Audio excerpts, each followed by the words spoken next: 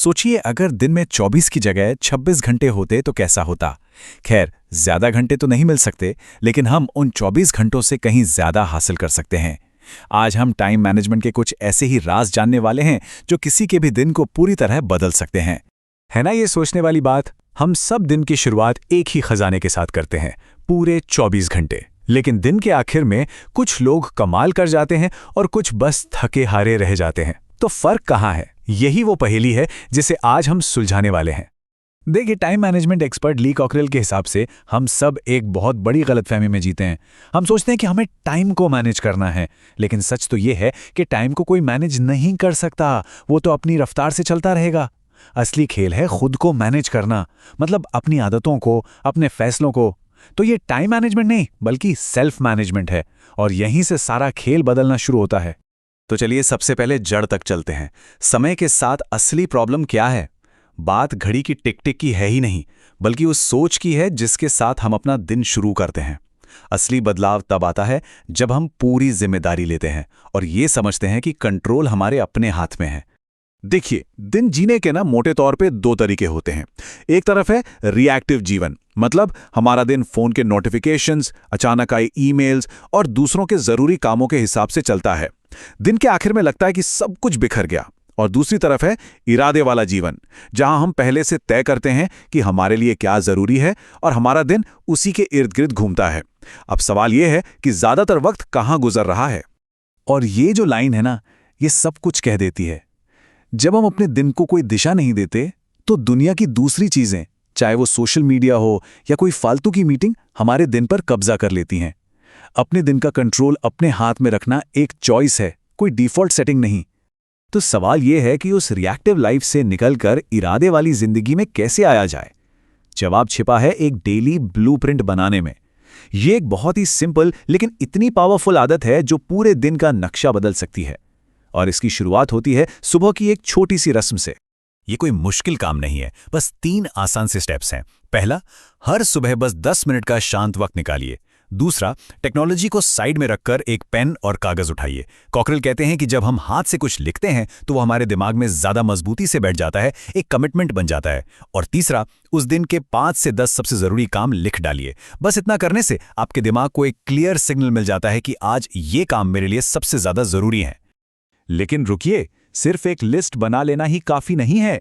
हम सब ने बनाई हैं वो लंबी लंबी टू डू लिस्टें, जो कभी खत्म ही नहीं होती और हमें और भी ज्यादा टेंशन देती हैं, है ना? असली जादू लिस्ट बनाने में नहीं, बल्कि उसे प्राथमिकता देने में है। और इसके लिए ABC सिस्टम कमाल का है। चलिए समझते हैं। तो सबसे पहले आते हैं ए कैटेगरी के काम।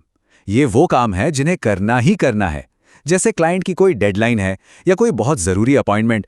मतलब ये वो चीजें हैं जिन्हें अगर आज नहीं किया तो सीधा सीधा कोई ना कोई नुकसान होगा। ये नॉन नेगोशिएबल है। इसके बाद आती है बी कैटेगरी। ये वो काम हैं जो करने चाहिए।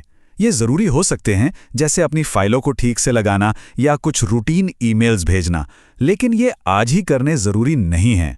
और यहीं पर असली जाल है। हम अक्सर मुश्किल ए कामों से बचने के लिए इन आसान बी कामों में उलझकर अपना दिन निकाल देते हैं। और आखिर में आते हैं सी कैटेगरी के काम।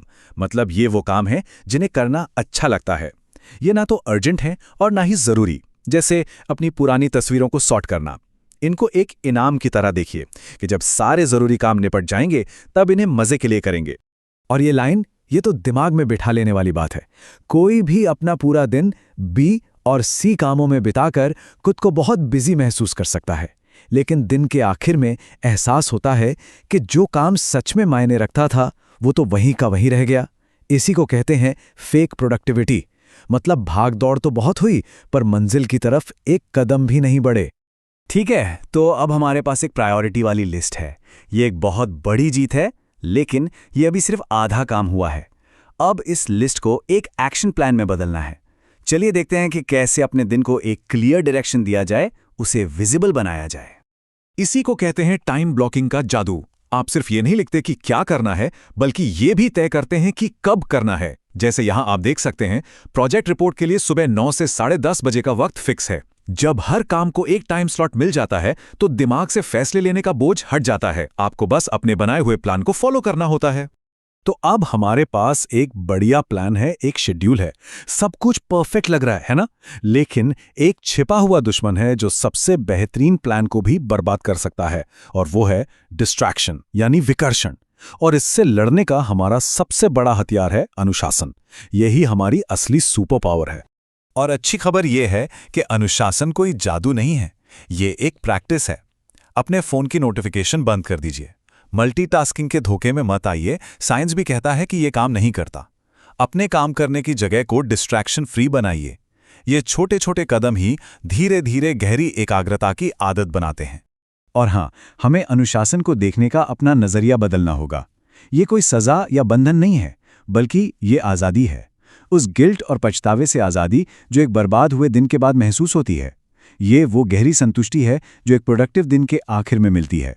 इसे ना एक मसल की तरह समझिए। जब कोई पहली बार जिम जाता है तो मुश्किल लगता है, लेकिन हर बार जब आप डिस्ट्रैक्शन को ना और अनुशासन को हाँ कहते हैं तो आप इस मसल को और मजबूत बनाते हैं, और धीरे धीरे ये आपकी आदत बन जाती है, आपकी डिफ़ॉल्ट सेटिंग। और ये एक बहुत ही पावरफुल सवाल है जो कोई भी खुद से पूछ सकता है। दिन में जब भी लगे कि ध्यान भटक रहा है तो बस एक पल के लिए रुकें और खुद से ये सवाल पूछें। ये आपको तुरंत होश में लाता है और आपको दोबारा फोकस करने का एक मौका देता है। तो ये रहा पूरा का पूरा रोड मैप, अव्यवस्था से नियंत्रण तक का। हमने जिम्मेदारी लेने से शुरुआत की, फिर रोज अपने दिन को प्लान करना सीखा, ABC सिस्टम से कामों को प्राथमिकता दी, और फिर उसे एक शेड्यूल में ढाला। और ये सब टिका है एक फैसले पर कि हर पल हम डिस्ट्रैक्शन की जगह अनुशासन को चुनेंगे। तो आखिर में सारी बात बस इतनी सी है, हम समय का इंतजार नहीं करते, हम समय बनाते हैं। हम दिन के पीछे नहीं भागते, हम दिन को अपने हिसाब से चलाते हैं। यही असली टाइम मैनेजमेंट का जादू है। तो सवाल यह है कि कल आप अपने 24 घंटों के साथ क्या जादू करने वाले हैं?